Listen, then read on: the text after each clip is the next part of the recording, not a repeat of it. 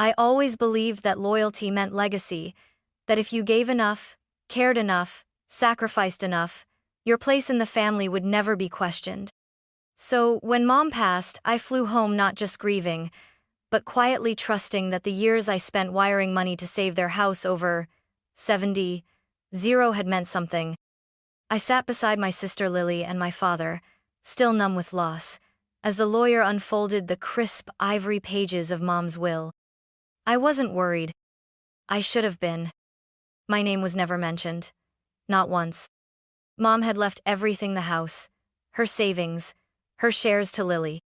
And all I got was a sentence in her handwriting. Madeline is strong. Lily still needs guidance. That was the moment something shifted in me. Not anger, not heartbreak. Just clarity. The lawyer kept reading, but I barely heard a word. My ears buzzed, like the air had been vacuumed out of the room. Lily shifted beside me, her mouth slightly open in disbelief, though not the kind born of injustice. More like the kind of disbelief you feel when you win something you didn't expect. Dad sat with his hands folded tightly in his lap, eyes fixed on the table. He didn't speak. He didn't even flinch. When the reading ended, the lawyer asked if there were any questions. I said nothing. My voice, so often the one that soothed and solved, simply disappeared. I walked out of that office into the cold Boulder air, the kind that stung your lungs and made your eyes water whether you were crying or not. I wasn't sure which was which. Back at the house I had spent years helping to save, no one said a word to me. Lily headed to her room, phone already in hand. Dad asked if I wanted tea. I shook my head. I stared at the living room wall for over an hour, trying to feel something sharp enough to cut through the numbness. Anger, betrayal, devastation. But they didn't come. Only a slow, hollow awareness. This wasn't an oversight. It was a choice. Mom had written that line herself. Madeline is strong. Lily still needs guidance. I had been rewritten into a concept, a strength, a utility, not a daughter. They didn't see me as someone who deserved a legacy, just someone who could build one for others. I went upstairs, packed my small suitcase, and texted my best friend, "Can I crash with you tonight?" Her reply came instantly, "Of course. Are you okay?" I didn't answer that part. As I closed the door behind me, I heard Dad call from the kitchen, "Heading out?" I paused. "Yeah. You'll come back tomorrow?" I turned slightly, just enough for my voice to carry. "We'll see." He didn't push further. He never did. Driving away, I glanced in the rearview mirror at the home I once poured my paychecks into. I had imagined one day inheriting it, not out of greed, but because it was mine too. I had saved it. I had kept the lights on when foreclosure notices piled up. I had cried in that upstairs bathroom after working 14-hour days to make their mortgage. And now? I wasn't even a footnote. But I didn't scream. I didn't beg. I just drove. That was the day I stopped asking to be chosen. 3 weeks passed. No one reached out, not to apologize, not to explain. And honestly, I didn't expect them to. I had slipped into a quiet routine back in Denver. Early mornings, long walks, black coffee, and the soft hum of distance. I let the silence sit. Let them live with it. Then, one night, while I was brushing my teeth, my phone buzzed. "Dad. Hi, Maddie. Hope you're doing okay. Just wanted to check, do you still have the contact for that tax consultant you used for the house stuff last year?" No mention of the will. No acknowledgement of what had happened. Just a question, as if I was still the family's unofficial manager. I stared at the screen, toothbrush paused midair. Not angry, not surprised, just tired. I didn't answer. 2 days later, a second message arrived. "Dad, also the house insurance payment's late. Do you know how Mom used to handle that?" Another prompt. Another soft nudge, hoping I'd slide back into the role without being asked directly. I typed, "No idea. Try asking Lily. She's the sole heir." And hit send. A minute later, the typing bubble appeared. "Dad. She doesn't really know where to start. You were always good at this stuff." I stared at that sentence longer than I should have. You were always good at this stuff. Yes, I was. And that's exactly why they'd leaned on me, not because they valued me, but because I made their lives easier, smooth, uncomplicated. But they didn't choose me. Not when it mattered. That night, I opened my budgeting spreadsheet, the same one I used for years to manage their mortgage, their water bills, their property tax. I stared at the tabs, every payment date still highlighted in green. And then I did something that felt almost sacred. I deleted the file. Every row, every formula, every saved auto payment schedule. Gone.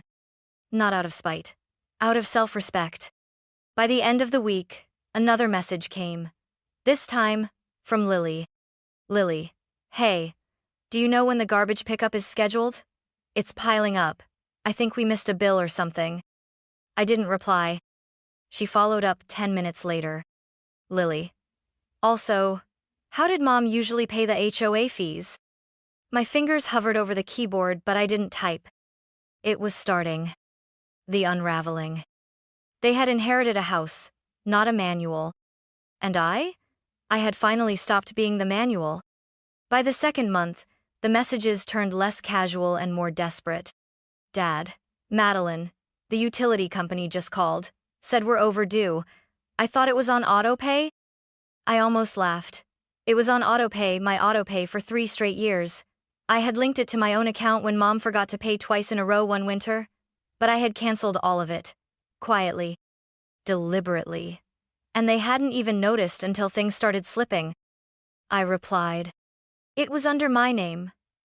Not anymore. Silence. Then. Dad. I see. I didn't realize. Exactly.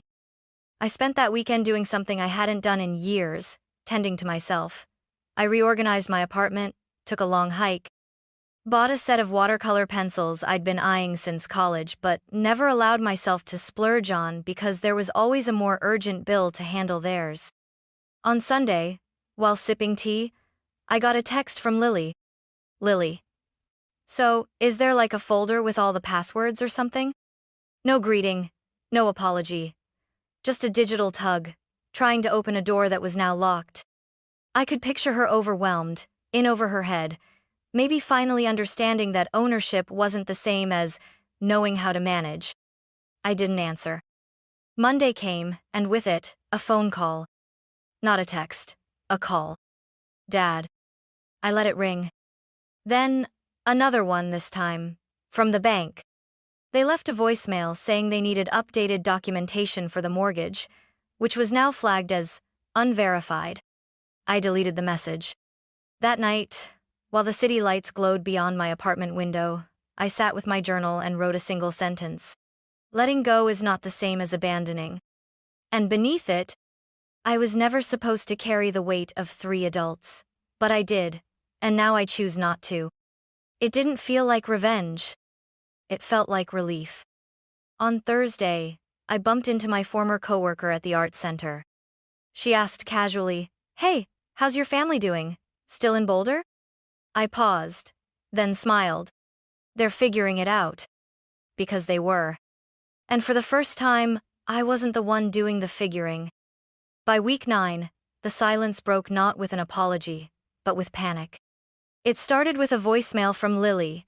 Her voice was tight, almost frantic. Hey, Madeline, I think something's wrong with the water.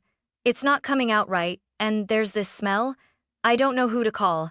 Did Mom have a plumber on file? No. Hi. No. How are you? Just straight to the ask. I didn't reply.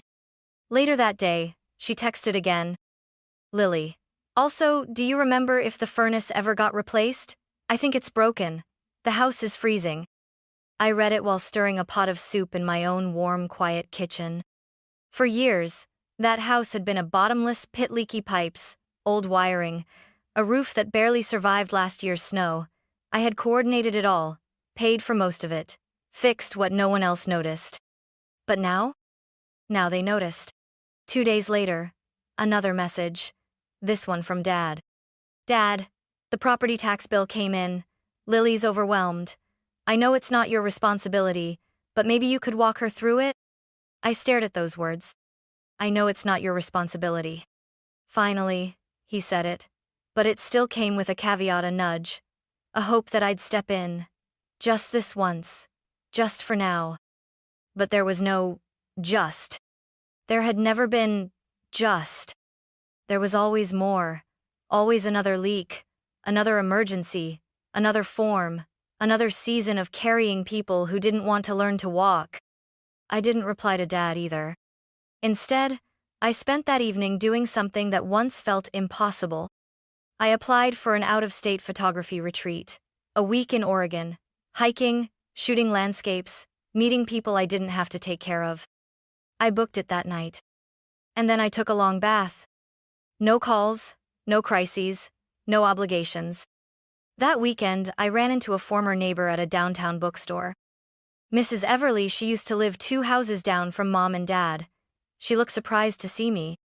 Oh dear, you're not around much these days. Your father's been looking a bit lost. Lily's doing groceries and things, but I think it's getting hard on them. She's not really the organized type. I nodded politely. I'm sure they'll figure it out. She touched my arm gently. You always kept that house going, didn't you? I smiled. Not anymore. A week after my conversation with Mrs. Everly, I received a notification from a real estate site I still had bookmarked from when I helped Mom refinance. New listing in Boulder, 3-bed, 2-bath, high foreclosure risk. Address: 1204 Sycamore Lane. My childhood home. They were trying to sell it. The house I'd saved twice, the mortgage I'd patched together with overtime shifts and drained savings. Now it was listed falling apart, full of backlogged issues, and no one willing to take responsibility. 2 days later, my phone rang. I almost didn't pick up. But something in me, maybe closure, maybe curiosity, made me answer. It was Dad. His voice cracked slightly, the weariness palpable. Madeline, I know we haven't handled things well, but the bank's calling every other day. Lily's overwhelmed. The insurance lapsed. The taxes are a mess. We could use your guidance. There it was again. Guidance. Never help. Never, I'm sorry. Just the assumption that I'd know what to do and do it. I kept my tone even. Didn't Mom leave Lily everything? A pause. Then, she did. But she's not equipped for this. I let that sink in. And you thought I was? He sighed. You always were. Exactly. That's what they counted on. That's why my name wasn't in the will. Because I was dependable, not lovable. A worker, not a daughter. That night, Lily texted me too. Lily. Hey. The power got shut off for like 5 hours today. I didn't realize there was a final notice. I feel like I'm drowning. Can we talk? I didn't respond right away. I reread her message 3 times. It wasn't mean. It wasn't manipulative. It was small, real. She was sinking, but so had I for years. The difference was, I had learned to swim by myself. She had always been handed the life vest. I typed 1 sentence. Talk to Dad. He still lives there. This isn't on me. She responded quickly. Lily. But you know this stuff. You've always handled it. And that was the problem. That sentence right there. I had always handled it. And no one had ever asked if I wanted to. The next morning, I got a message from the bank again this time, clearly forwarded from Charles. They were preparing to initiate foreclosure proceedings. No more extensions. No more grace. And I? I made breakfast and booked a hotel for my retreat. It was a gray Saturday morning when I heard the knock. Not the polite kind. Not frantic either. Just persistent. A rhythm that said, "We won't leave until you answer." I opened the door slowly. There they were, my father and Lily, standing on the concrete landing outside my apartment, flanked by 2 potted plants and a mat that said, "Do not disturb unless you have tacos." Neither of them smiled. Charles looked older than I remembered, his eyes sunken, shoulders hunched. Lily stood slightly behind him, hair messy, makeup smeared, clutching a thin folder like it was the only thing holding her together. "Madeline," he started. "We wouldn't be here if it wasn't serious." I didn't move from the doorway, arms crossed, calm. "I know it's serious. You're weeks away from losing the house." Lily jumped in. "We didn't come to guilt you." "Then what did you come for?" I asked, voice even. They exchanged a glance. Charles spoke again. "We need help navigating the paperwork, the foreclosure process, the taxes. It's all spiraling. You always understood this stuff. Your mother, she never told us how to manage anything." I inhaled slowly. "No, she didn't. Because she didn't have to. I was always there. And she knew it." Lily shifted, suddenly defensive. "It's not like I asked her to leave everything to me. I didn't know. I didn't even want the house at first." "But you signed the papers, didn't you?" I cut in. Her face flushed. "You didn't hesitate when the lawyer said your name. You didn't stop to ask why mine wasn't there. You just smiled and took the keys." She looked away. "I thought maybe it was a way to make me feel worthy." I nodded slowly. "And now you know. Inheritance doesn't make you capable, it just makes you accountable." Charles stepped forward, voice cracking. "Madeline, we were wrong. About everything. But your mother thought you didn't need anything. She said you were self-made. That Lily needed a net." "I was self-made," I said, voice quiet. "But that doesn't mean I didn't deserve a place. You don't leave out the person who built the damn bridge just because she knows how to swim." Silence. "So, you're really not going to help?" Lily asked, her voice trembling. "I studied them. Not with cruelty. Not with revenge. Just finality. I'm not refusing because I can't. I'm refusing because if I do help, you'll never learn. You'll survive this and keep expecting me to clean up after the next thing. And the next." Lily's lips quivered. "But I'm trying." "Then keep trying. Try harder. Learn, grow, like I had to." Charles closed his eyes briefly, as if hearing a truth he'd spent years avoiding. "But we're family," he whispered. I tilted my head. "Family doesn't mean endless access. It means mutual respect. You cashed out all your credit with me a long time ago." I stepped outside, pulling the door gently behind me.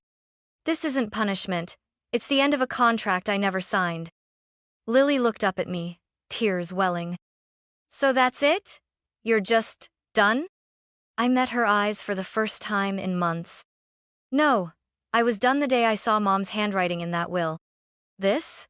This is just me refusing to be recast in a role I didn't write." They said nothing. The hallway light flickered overhead. The silence felt like winter. I turned the knob, stepped back inside, and looked over my shoulder one last time. "If you really want to grow up, this is your chance. I've stepped off the stage. You can't play the same scene without me." Then I shut the door. And for the first time, I felt it click behind me. Not just the lock, but a life I was no longer responsible for keeping open. 3 days after they stood at my door, a notification popped up on my phone from an old coworker. "Jenna, hey, have you seen Lily's Facebook post? You might want to." I hadn't used Facebook in months, maybe longer, but curiosity got the better of me. I opened the app, logged in, and typed Lily's name. The first post hit like a slow-burning match. It's heartbreaking when the one person who used to be your rock chooses to watch you sink instead. I didn't ask for the responsibility, but I'm doing my best. Some people only support you when they're in control. 57 likes. Dozens of comments full of sympathy. Words like, "So sorry," "Stay strong," "Family is complicated." I scrolled down and saw another post, this one from my father. "We all make mistakes, but when someone turns their back on you during your lowest moment, it's hard not to question if love was ever real." And then, Eleanor would have been devastated to see this distance. I stared at that line for a long time. Eleanor, my mother, the woman who'd written me out of the will with a single sentence, now invoked as a symbol of guilt. They were painting me as the villain, the cold, abandoning daughter. the one who walked away when they needed her most. But they left out the 70, 0. They left out the roof I paid to fix, the bills I covered, the years I spent being the lifeline while no one asked how I was holding up. I didn't post in anger. I didn't name names. I just wrote, "Since stories are being told, here's mine, and it's short. I paid 70,000 over 7 years to keep the house standing. My name was not in the will. The utilities, taxes, and maintenance were handled by me quietly. When I stepped back, it wasn't abandonment. It was the end of exhaustion.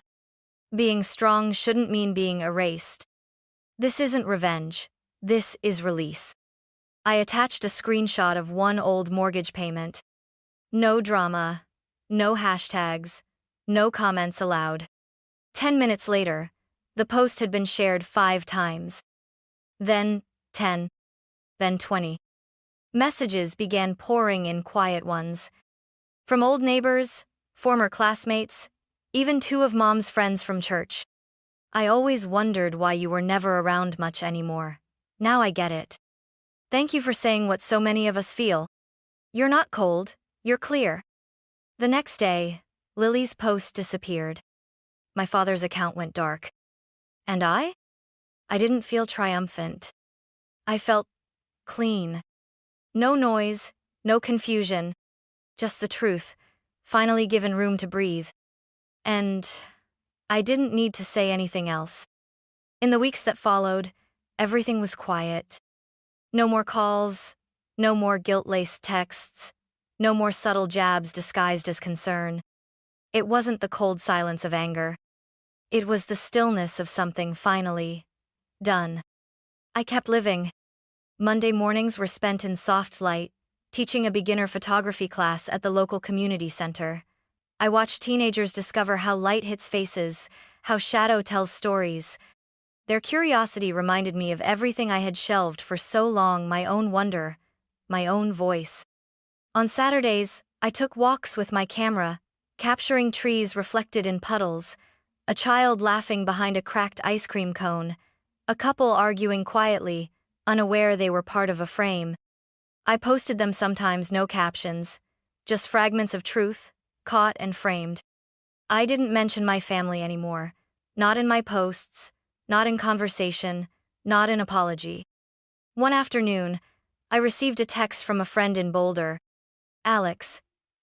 Hey, your old house just popped up again on Zillow. Price dropped. 40K. Looks like they still haven't fixed the roof." I clicked the link. The photos told a familiar story. Warped floorboards, peeling paint. A listing that danced around the truth with words like "full of potential" and "great bones." But I didn't feel sad. That house was once my burden, then my battleground, and now? Just a structure, 4 walls, a roof that leaked. It wasn't mine to save anymore. Months passed. Seasons changed. I took a short trip to Oregon and stood on cliffs, where the wind nearly lifted me off my feet.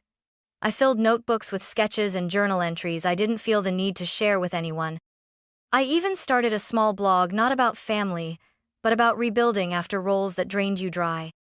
Strangers emailed to say thank you. Some called it brave. But I didn't feel brave. I just felt me. One day, while cleaning out a drawer, I found a letter handwritten, unmailed, from my mother. No date, no return address, just my name on the envelope. Inside, "I don't know how to undo what I did. I thought protecting Lily meant leaning on you. But maybe I confused love with dependence. If this ever reaches you, I hope you're living light." I folded the letter slowly. Didn't cry. Didn't smile. Just nodded. And placed it back in the drawer, not as a wound, but as a chapter closed.